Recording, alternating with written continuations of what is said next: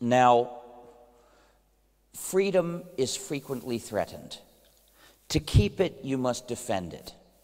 This is true in all areas of life. And in most areas of life, the debate about human rights has gone on for decades or centuries, which is enough time to reach conclusions about what human rights people ought to have and spread them around the world. This doesn't always mean we succeed in defending human rights, but sometimes we succeed. At least it's a base for trying. However, computing is a very new area of life. 20 years ago, even in the most advanced countries, most people didn't use computing yet. Now, that's not much time to have the debate about what human rights a person deserves in using a program. But in fact, the debate mostly never happened. Almost everyone started using computers with proprietary software in an environment of other users of proprietary software, and they didn't imagine it could be any other way. So they took for granted that proprietary software was ethically legitimate, which means that in effect, they allowed the owners to dictate the answer to that question: what human rights do you deserve in using a program? And they dictated essentially none at all. They dictated that they can impose any conditions they like. And most people accepted this, but not we in the free software movement. We are trying to start this debate. We say that we've identified 4 human rights that you deserve in using a program, and those are the 4 freedoms that define free software. But when we try to bring these ideas to the attention of the public, or even the users of the GNU system, we run into 2 obstacles. First of all, the users of the GNU system think it's Linux, and they think it was started by Mr. Torvalds and it all comes from his vision of life. They think of themselves as Linux users. So when they see where we present our ethical ideas, they say, that comes from those GNU fanatics. Why should I read that? I'm a Linux user. I admire the pragmatic philosophy of Mr. Torvalds. I should point out that pragmatic in issues of politics typically means taking important long-term decisions based on short-term convenience, and that it's not the right or a wise way to make decisions about anything important.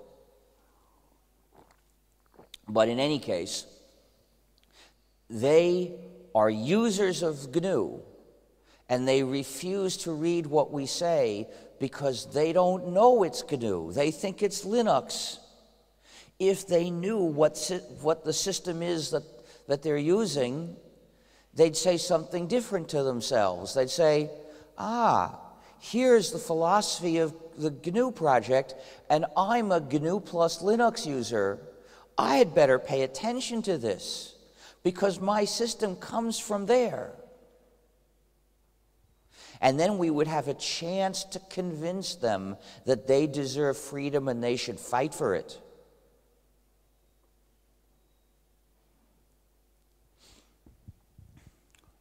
But there's another obstacle.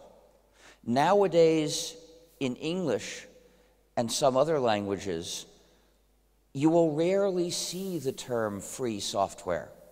Instead, the people who disagree with us have another term that they use, quote, open source, unquote. That term stands for a choice not to consider the issue in ethical terms, not to regard this as a matter of justice versus injustice. During the 90s, as GNU/Linux spread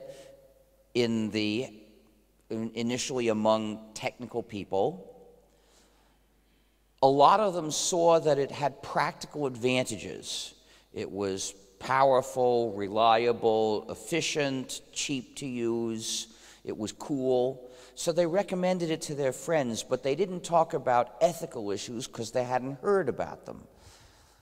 So we ended up in the free software community with two different political camps. There was the free software movement, those of us who said, the goal here is to have freedom in our computing, therefore we must replace all the proprietary software and not use any. And then there were the other people who liked and often and typically used and in many cases contributed to development of free programs, but they didn't see it as a matter of right versus wrong. So they would only present practical reasons for using the same free software. And there was a debate between the camps, and people coming into the community could see the debate, and thus they would see there was a free software movement. In effect, our software carried our philosophy and showed it to people. But in 1998, the people in the other camp coined the term open source, which had not been used in computing before, as a way to refer to free software without suggesting that it's an issue of freedom. Because they had a new term, they could choose which ideas to mention and which ideas to omit. They omitted the entire ethical level of the issue. They presented this in terms of practical convenience values only. So they wouldn't say, you deserve to have control of your computing, so reject proprietary software. They would talk about practical advantages you might get from switching to GNU/Linux.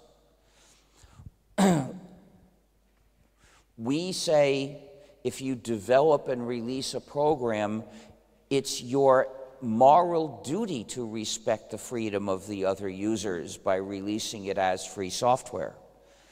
They would say, if you develop and release a program, it's in your practical interest to let the users change it and redistribute it because they will improve the code quality. They don't appeal to anything deeper than code quality as a reason.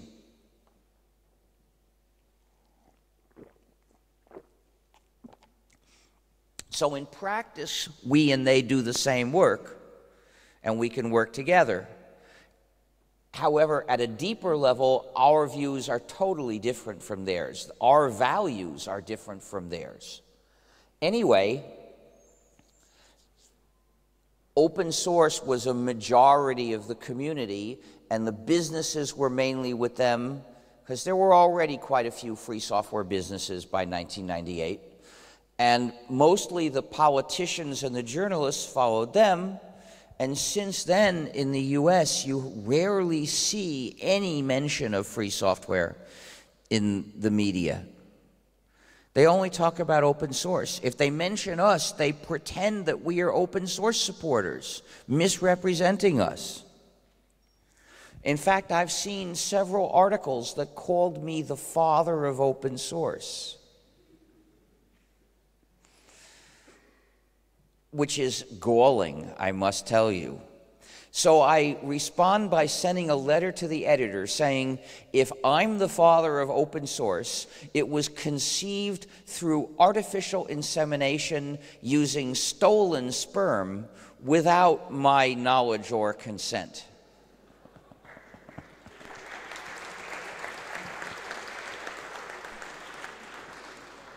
Then I present the ideas and name of the free software movement.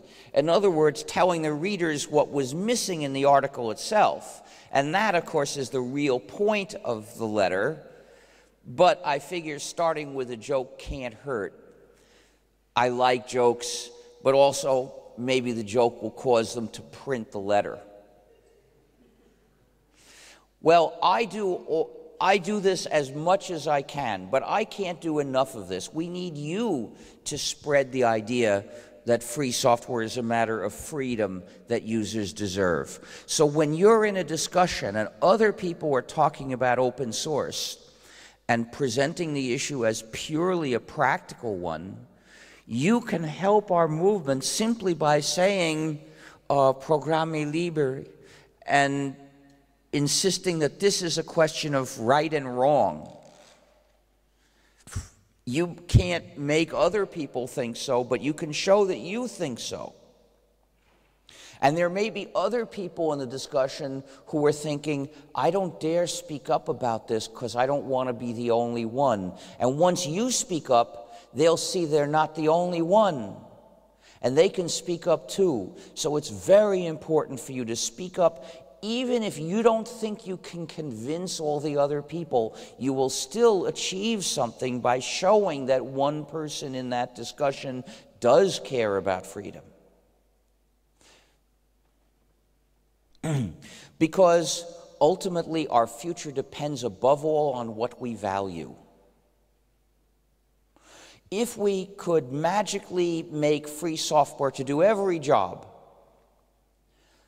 then, say today, then we could hand this out to people, and assuming we could also tell them the signature keys so that they could make modified versions and tell their machines to run them, in the case of those tyrant machines I mentioned in the connection with Freedom 1, well then every user could switch to free software. Then tomorrow everyone could be running only free software. They would have freedom in their computing at least, but would they still have it in 5 years? Not necessarily.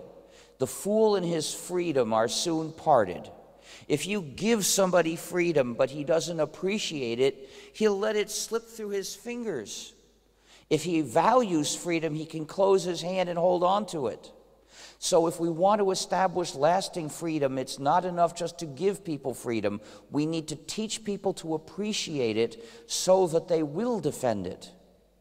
Because freedom is frequently threatened, and to keep it, you need to defend it.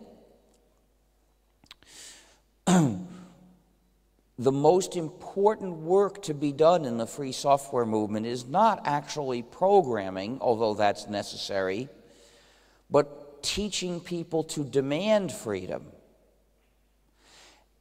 And this is more scarce. We have fewer people working to spread the idea of demanding freedom than we have people writing free software.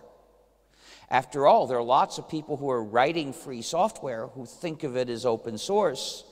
Now, they don't agree with us, but their work contributes to the world's free software. So if you want to help and do the thing that's needed the most, become an activist. For instance, like the organizers of Ceata.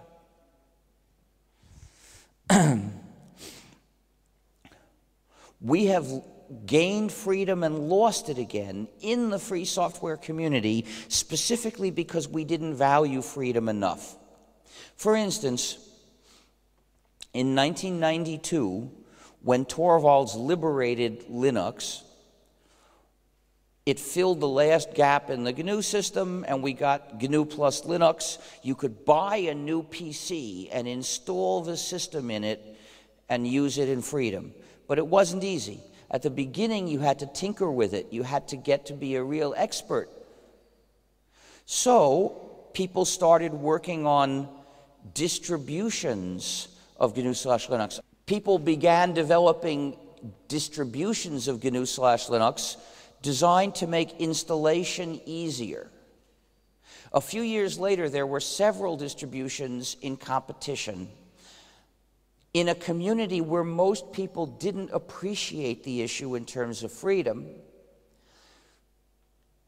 And so the developers of one distro had the idea that they could gain against their competitors by adding non-free programs and presenting them as an advantage of their distro. So they did it, and it worked because the users saw the added convenience. They didn't understand that this was lost freedom. So then the developers of other distros looked at that and said, uh-oh, they're gaining on us because they have these convenient non-free programs. We have to put in non-free programs also so that they won't have an advantage over us. Over the next few years, all the distros put in non-free programs. 10 years ago, there were dozens of distros competing, and all of them were non-free. So when people asked me, where can I get the system, I had to say, I don't know any place I can recommend to you. There are dozens of distros, but not one that's entirely free software, not one that I can ethically recommend. In other words, we had reached freedom and we had fallen back because we didn't appreciate freedom enough to hold on to it. At least not most of our community. A few of us did, but we were too few to lead the community with us. Well, I'm happy to say that today there are some completely free distros of GNU/Linux. For instance, there is Ututo, U-T-U-T-O. And there is BLAG, which stands for BLAG, Linux, and GNU. And there is GNUsense, which is also a joke. You see, it sounds like my job title. As head of the GNU project, I am the chief GNUsense.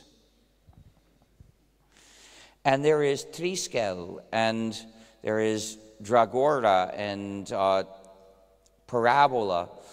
The list of them you can find in gnu.org/distros. If you have heard of a distro and I didn't mention it, that's because that distro is not entirely free software. The well-known popular distros continue to install and recommend non-free programs. We wish they would stop, but they don't. There are over 1,000 distros, and around 10 of them are free.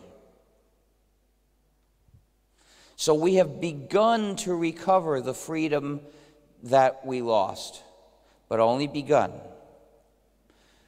Well, since then, another problem occurred. We lost our freedom in another way.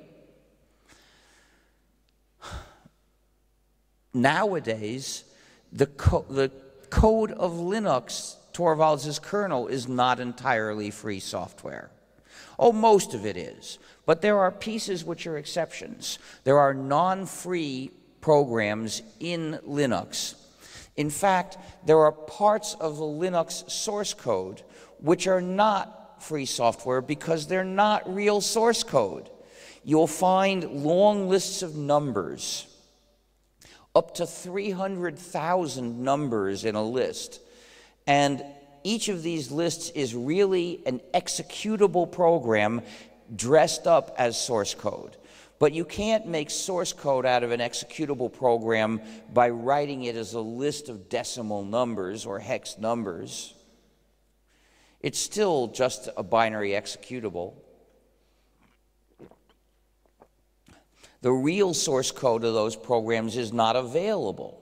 So they're called binary blobs. In addition, many of them explicitly carry non-free licenses. So they're non-free for two reasons at once. So how did they get into Linux? Well, Torvalds decided to put them in. Why did he do that?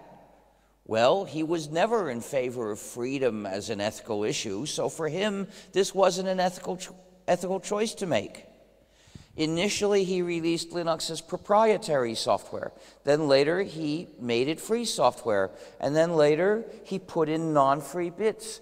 And at each point, it wasn't an ethical issue for him because he was never a defender of this kind of freedom at all. And what this shows is when our freedom depends on somebody who doesn't value freedom, it's precarious.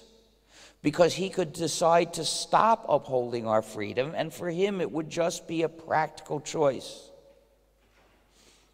Well, once we found out about this, we realized we could not ethically recommend Torvalds' version of Linux, because that was recommending some non-free software. So people developed Linux Libre, which is our free modified version of Linux. where we delete the blobs. This is not a lot of work. In fact, we have scripts to do it. So every time Torvalds releases a new version of his Linux, we run the deblobber and we release a new version of Linux Libre. Well, good, that's easy. It solves the immediate problem. It gives us a kernel that is free software. It does not solve the underlying problem. Why did Torvalds think of putting these non-free programs into Linux? Because there are peripherals that won't work unless the kernel has a blob in it. So that means we can't use those peripherals in the free world. That's just a fact for today. It's impossible to use those peripherals and have freedom. So that means distributors of GNU/Linux have a choice. They can either maintain freedom or they can make those peripherals work. So Torvalds chose the latter. He decided to put in those non-free programs quietly, and it doesn't even tell you this peripheral is using a non-free program. So he papered over the underlying problem. Whereas we recognize the underlying problem. We say our kernel doesn't work for those peripherals because we don't have free software that can do the job. If you want freedom, you've got to do without using that peripheral. Get a replacement. We have a site called h-node.org, which lists which peripherals do work with free software, so you can tell what you need to get. Now, we'd really like to fix the underlying problem. There are two ways to do that. One is convincing a company to liberate the source code of its blob. And occasionally that's possible. But usually what has to be done is reverse engineering, meaning you figure out how that hardware works, and you then, once you know the specs of the hardware, well, we have people who can write the software to run it. I think it's shocking that companies sell you a product and they refuse to tell you how to use it. In fact, maybe that should be illegal. But for the moment, it's a common practice, and therefore, we need reverse engineering. If you want to make a big contribution to the free software community through technical work, the way to do it is with reverse engineering, because that's what would enable you to make a big difference. So, these are two examples. There are more, but two are enough to show that our future depends above all on what we value.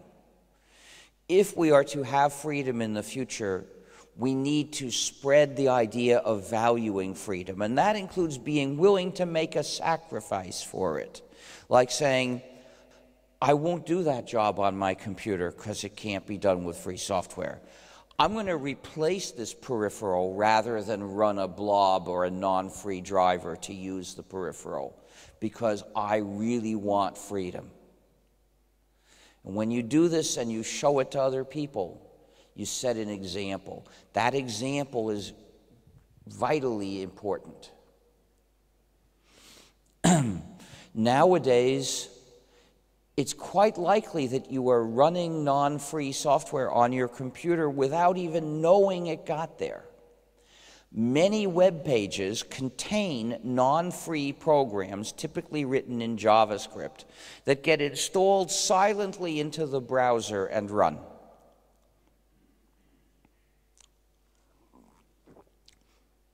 Until a year ago, the only way to prevent this from happening was to deactivate JavaScript. So I did. I wasn't going to let any non-free programs run on my computer. Well, there's some sites I can't use. That's part of the sacrifice I make for the cause of freedom. I'm not going to surrender my freedom to use those sites. But now we have a program called Libre.js.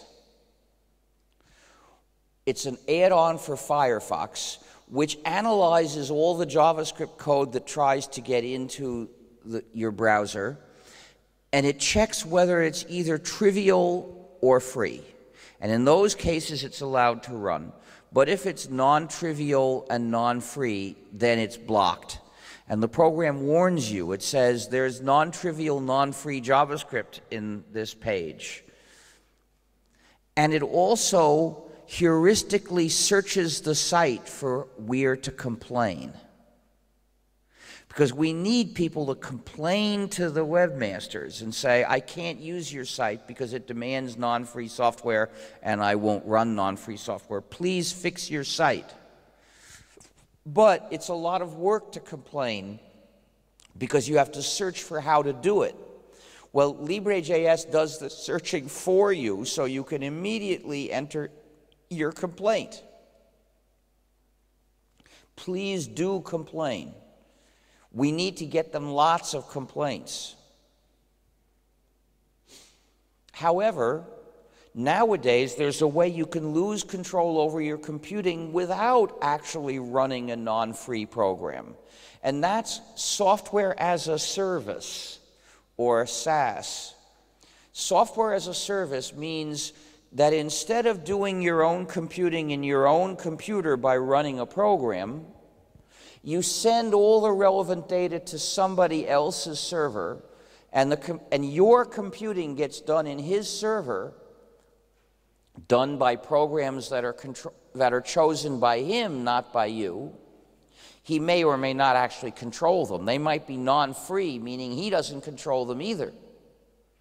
But it actually doesn't matter to you whether those programs are free. Because if they are free, that means he controls them, but you still don't. And then when it's done, it sends the results back to you, or else it takes action for you with others. But either way, you have lost control of your computing. And the only way to avoid that is reject SaaS. Don't let your own computing be done in somebody else's server by software chosen by him.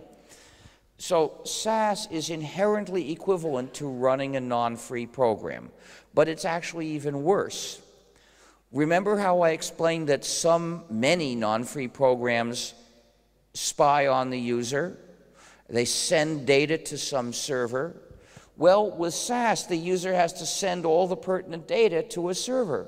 It's the same end result. It's produced by a different path, but it's the same result. There's a server which has your data, and who knows what it's going to do with that data? Well, if it's in the US, we know one thing. It'll hand over that data to Big Brother without even a court order, because the US has a law that tramples human rights in this way. They call it the Patriot Act. I call it the Pat Riot Act, because in a country founded on the idea of freedom, there is nothing less patriotic than this, except perhaps flying death squads. Oh, we have those too.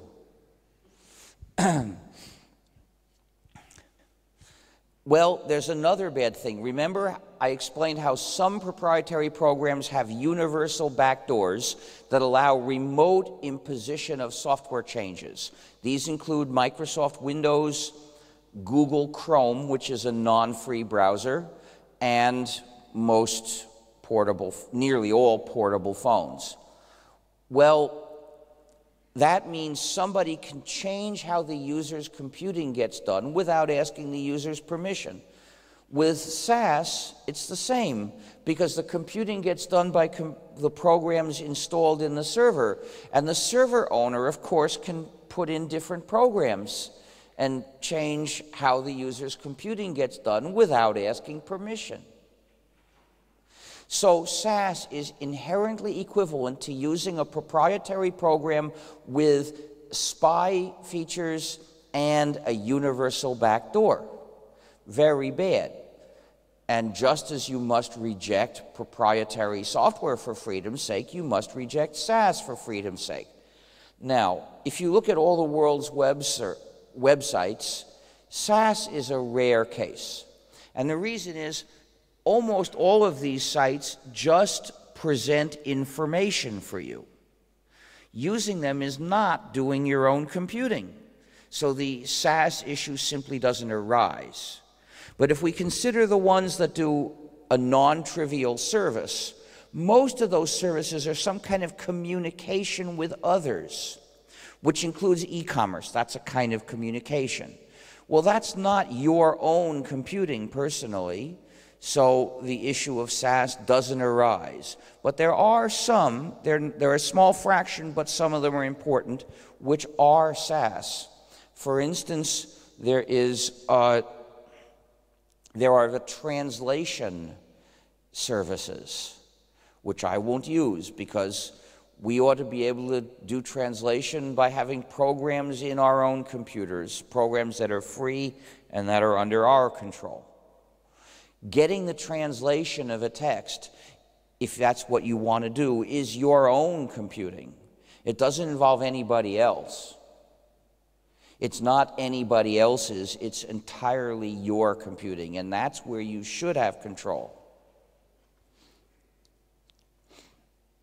So, my last point is about free software and education. All educational activities, including schools from kindergarten to the university, must teach exclusively free software. And there are several reasons for this. It's not just a matter of saving money. That's a secondary benefit that often is possible, but that's not what's really important. This is not a question of how to do education a little better or a little more efficiently. This is a question of how to do good, ethical education rather than bad education. Why is it that some companies will donate gratis copies of their non-free software to schools? It's because they want to use the school as an instrument to impose dependence on society. So they deliver these gratis copies, the school teaches the students to use them, and the students become dependent on that program, and then they graduate and they're still dependent. And the same company, the same developer, will not offer those ex-students gratis copies. Oh no. And some of those students go to work for companies. The developer does not offer those companies gratis copies. Oh no. Because the whole point is that the school directs the students down the path of dependence, and those students pull the rest of society with them into dependence. It's just like what drug traffickers do when they say, try this, the first dose is gratis. They want people to become dependent. Well, the school would refuse to hand out these drugs, and it should refuse the proprietary software as well, whether it's gratis or not, because the school has a social mission, which is to educate good citizens of a strong, capable, cooperating, independent, and free society. In the computing field, this means graduating skilled users of free software who are ready to participate in a free digital society. But it means never teaching a proprietary program, because implanting dependence goes against the social mission of the school. But there's a deeper reason for the education of the best programmers. Some people are natural-born programmers. They have a natural talent. And at typically the age of 10 to 13, they become fascinated with programming. And if they use a program, they want to know, how does it do this? But when they ask the teacher, how does it do this? If it's proprietary, the teacher could always say, I'm sorry, it's a secret, we can't find out. Every program embodies knowledge. If it's proprietary, that knowledge is withheld from the student. A proprietary program is the enemy of the spirit of education, and therefore must never be tolerated in a school. Schools must demonstrate that they uphold the spirit of education by saying, no proprietary software here. But if the program is free, the teacher can explain whatever he knows and then say, here's a copy of the source code. Read it and you'll understand everything. And those kids will read it because they're fascinated and they yearn to understand. And then the teacher can say, if you come across any point you can't figure out by yourself, show it to me and we'll figure it out together. And this gives our natural-born programmer the chance to learn a crucial lesson. That code is not clear. If even you, a natural-born programmer, couldn't figure it out, it's really unclear. So don't write code that way. That's an example of how not to write it. Now, that's what these people need. To develop from natural-born programmers into good programmers, they need to learn all the things that you shouldn't do because they won't be clear. How do you learn to write good, clear code? You do it by reading lots of code and writing lots of code. Well, only free software gives people the chance to read the code of large programs we really use. Then you have to write lots of code. To learn to write code for large programs, you have to write code for large programs. But in doing this, you have to start small. How do you start small in writing code for large programs? You do it by writing small changes in existing large programs. Only free software gives you the chance to write changes in existing large programs that we really use. Any school can give students the opportunity to master the skill of programming, but only if it's a free software school. But there's an even deeper reason for moral education, education in citizenship. Schools must go beyond teaching facts and skills. They must teach the spirit of goodwill and the habit of helping others. Therefore, every class should have this rule. Students, if you bring software to class, you may not keep it for yourself. You must share copies with the rest of the class, including the source code in case someone here wants to learn, because this class is a place for sharing our knowledge. Therefore, bringing proprietary software to class is not permitted. But in order to set a good example, the school has to follow its own rule. It must bring only free software to class and share copies, including source code, with everyone in the class. If you have a relationship with a school, if you're a student, a teacher, an employee, a parent, it's your responsibility to campaign for that school to move to free software.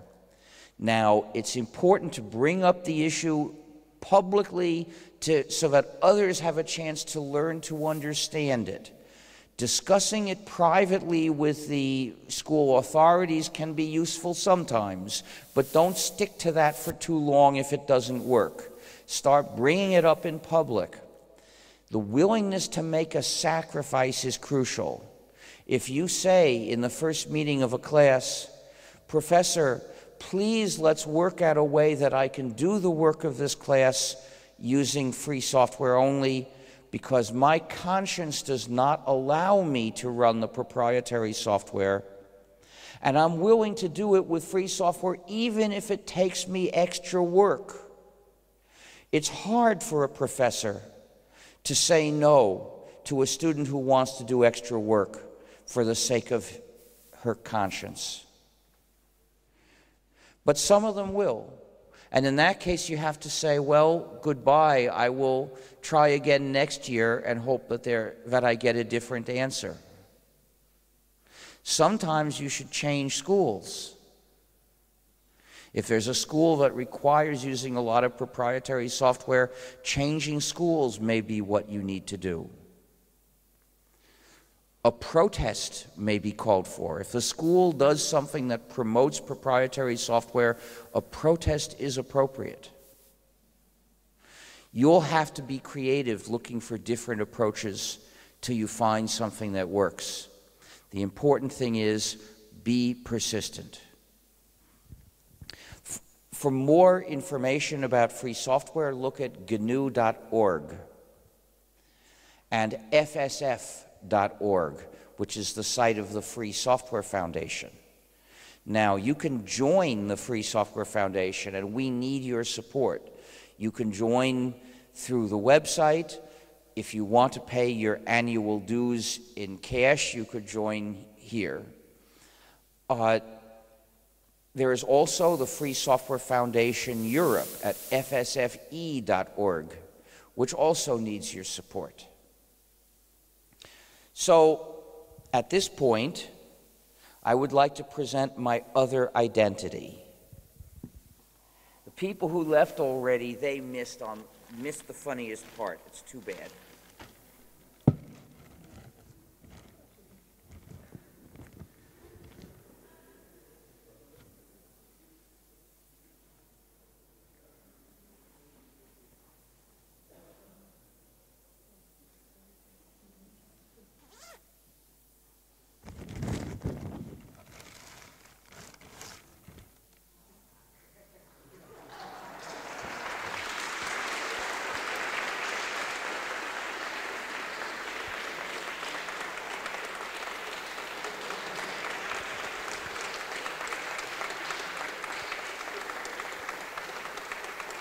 I am Saint Ignatius of the Church of Emacs.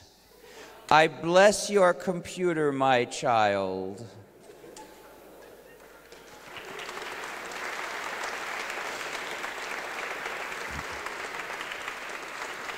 Emacs started out as an extensible text editor that I wrote, which became a way of life for many users, as over the years it was extended so much that they could do all their computing without ever leaving Emacs. And then it became a church with the launch of the news group alt.religion.emacs, which you might find amusing to visit. In the Church of Emacs today, we have no services, only software. We have a great schism between several rival versions of Emacs, and we also have saints, but fortunately no gods. Instead of gods, we adore the one true editor, Emacs.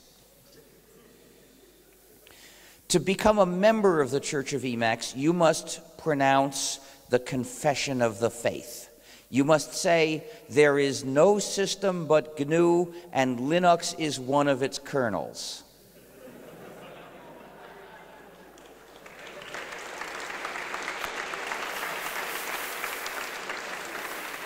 Then, if you become a real expert, you can celebrate that with our ceremony, the Fubar Mitzvah, in which you chant a portion of our sacred scriptures, that is to say, the system source code. In the Church of Emacs, we have abolished the priesthood of technology. Everyone is welcome to read our sacred texts. We also have the cult of the Virgin of Emacs, which refers to anyone who has never used Emacs. And according to the Church of Emacs, offering the opportunity to lose Emacs virginity is a blessed act. We also have the Emacs pilgrimage, which consists of invoking all the commands of Emacs in alphabetical order. There is a Tibetan sect which holds that it's sufficient to invoke them automatically under the control of a script. However, the mainstream church believes that to get spiritual merit from the pilgrimage, you must type them all by hand. The Church of Emacs has certain advantages compared with other churches that I won't name. For instance, to be a saint in the Church of Emacs does not require celibacy. But it does require living a life of moral purity. You must exorcise whatever evil proprietary systems have possessed computers under your control, and then install a wholly free operating system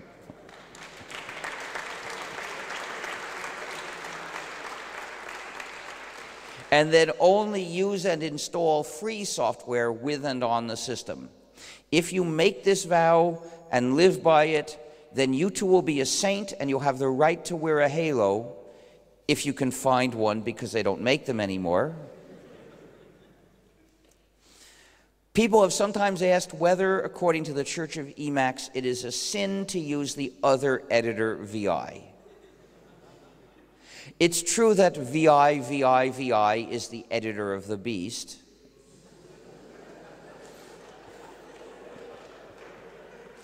But using a free implementation of VI is not a sin, it's a penance. And people have sometimes asked whether my Halo is really an old computer disk. This is no computer disk, this is my Halo. But it was a computer disk in a previous life. So thank you.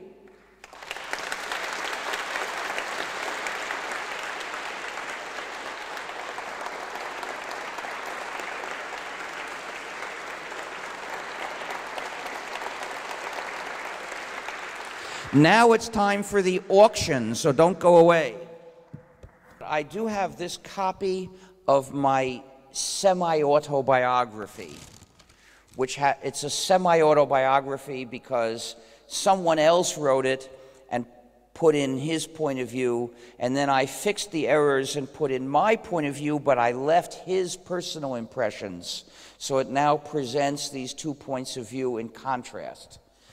And I'm going to auction this on behalf of the Free Software Foundation. I'll be happy to sign it for you if you're the purchaser. And we can accept payment in cash or with a credit card. If your credit card can make international purchases by phone, it will work with us too. And to start with, I guess I should start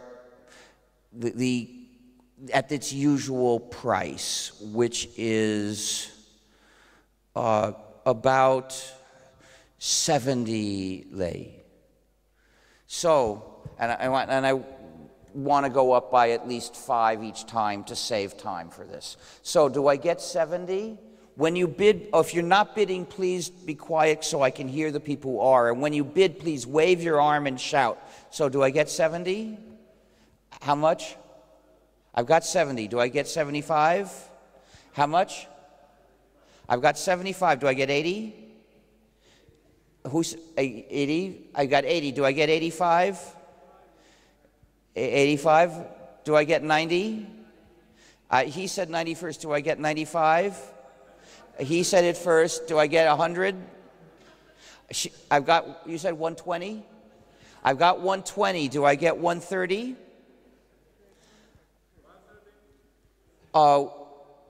Okay. Were you bidding 130 first? I've got 130. Do I get... No, now I want to go up by 10. I don't want to go up by tiny fractions because it would take too long. Do I get 140 or more? 150. Do I get 160? I've got 160. Do I get 170? I've got 170. Do I get 180? He said 180. Do I get 190? How much? 190? I've got 190. Do I get 200? I've got 200. Do I get 220? 220. Do I get 240? I've got 220. Do I get 240? Where? I don't see. Who? Up there. Are you bidding? How much? I've got 240. Do I get 260? I've got 240. Do I get 260? Do I get 260? How much? 260? I've got 260. Do I get 280? I've got 280. Do I get 300? I've got 300. Do I get 320? I've got 300. Do I get 320? Do I get 320? How much? How much? I've got 320. Do I get 340? I've got 320. Do I get 340? Do I get 340 or more? I've got 340. Do I get 360? I've got 340. Do I get 360? Do I get 360 to the Free Software Foundation to defend freedom? How much? How much is he saying? I've got 360. Do I get 380? I've got how much? I've got 400. Do I get 440? I want to speed this up, you know, get to the same end point faster. Do I get 440? I've got 400. Do I get 440? Do I get 440 to the Free Software Foundation to defend freedom? What? You need a puppy as well now to impress them. Well, I'd like to have a little GNU, but I don't have it, unfortunately. So do I get 440? You might want to add a dedication to the book. Well, of course I'm going to sign it for the purchaser. Also a dedication. What's the difference? You don't just sign your name, you just write. Well, oh, yeah, of course. I will dedicate it to you if you're the purchaser. So I've got 400. Do I get 440? Last chance to bid 440 or more. Last chance. Going. Gone for 400. So please come up and pay for it.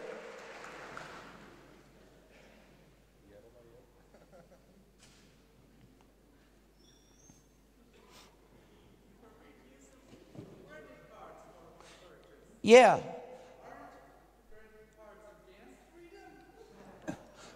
I don't usually use them. Right. I generally insist on paying cash for things, but I will. The FSF will sell. I'll do the signing and dedication after the questions. The FSF will sell things for credit cards.